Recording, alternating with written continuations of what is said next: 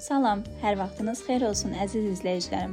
Bu səfərki reseptim keçmiş dövrün ən çox sevilən iris tortunun reseptini paylaşıram. İlk dəfə bu tortdan dadırdım. Həm hazırlanması asan, həm də ləzzəti möhtəşəmdir. İndi isə keçək reseptin hazırlanmasına. Qeyd edim ki, məndə yumurtalar kiçik olduğu üçün 7 ədəd yumurtadan istifadə etdim.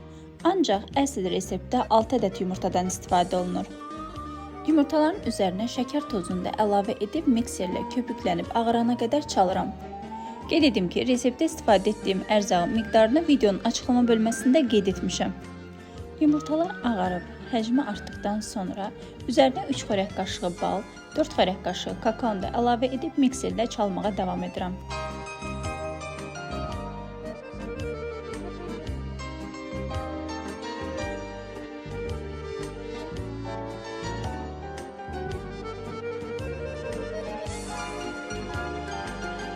Bir çay qaşığı sodanın üzərinə söndürməsi üçün 1 xörək qaşığı sirkəni əlavə edib qarışdırıram və kütləyə əlavə edirəm.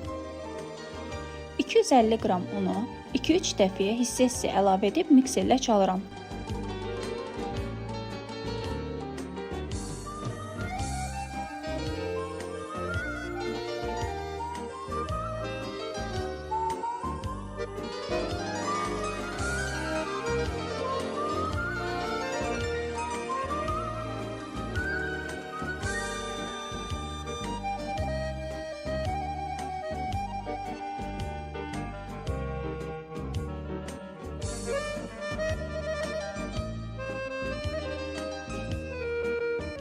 Hazırladığım kütləni 3 bərabər hissəyə bölürəm.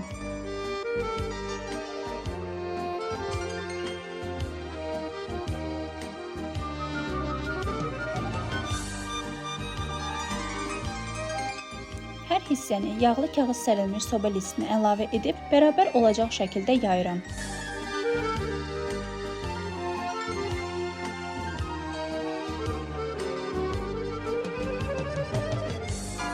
Əvvəlcədən isidilmiş 200 dərəcəyə sobanın alt-üst rejimində təxminən 5-6 dəqiqə bişirirəm. Çox bişirib qurutmamağa diqqət etmək lazımdır. Digər korjları da eyni qaydada bişirirəm. Olduqca çox yumuşaq və elastik korjlar alınır. Korjlar yağlı kağızdan asanlıqla ayrılır.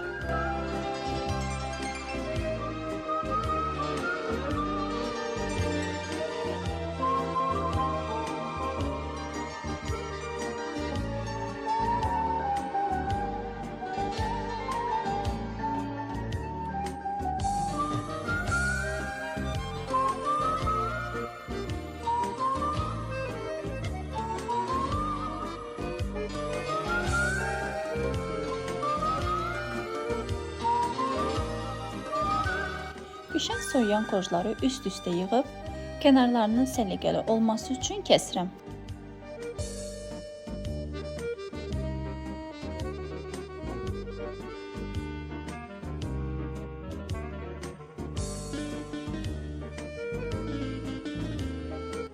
Kəsdiyim kənarları ovun talına salıb tortun bəzəməsində istifadə edəcəm.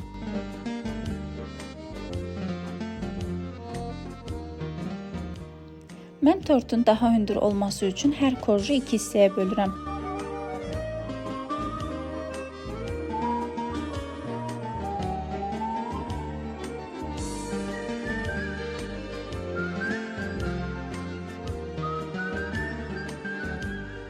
Kremi üçün 250 qram otaq temperaturunda olan kərə yağını mikserlə ağarana qədər çalıram.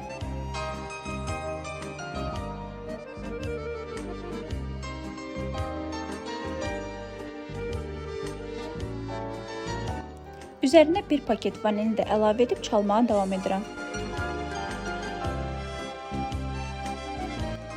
Otaq temperaturunda olan bişmiş qatlaşdırılmış südü 2 dəfəyə yağa əlavə edib mikserlə çalmağa davam edirəm.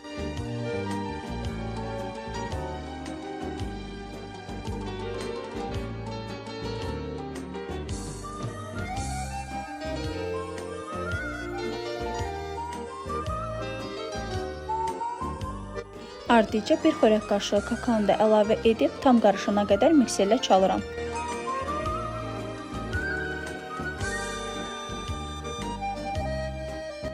Və budur, krem hazırdır. Çox ləzzətli və havalı alındı. İndi isə keçirəm tortun yığılmasına. Tortu yığacağım qaba korju yerləşdirib üzərini kremləyirəm. Sonuncu korja qədər bu minvalla davam edirəm.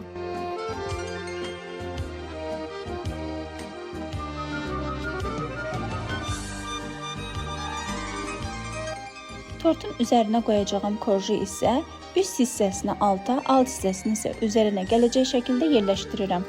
Üzerini və kənarlarını kremləyirəm.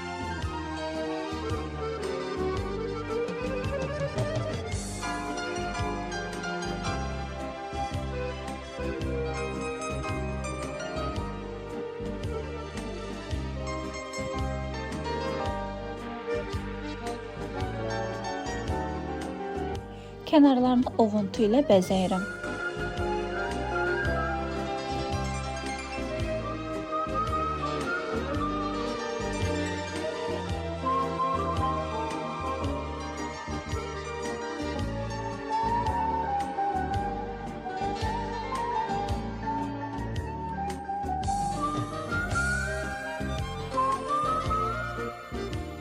Üzərinin glazuru üçün qazançıya 3 xörək qaşığı şəkər tozu, 2 xörək qaşığı kakao və 6 xörək qaşığı südü əlavə edib qarışdırıram.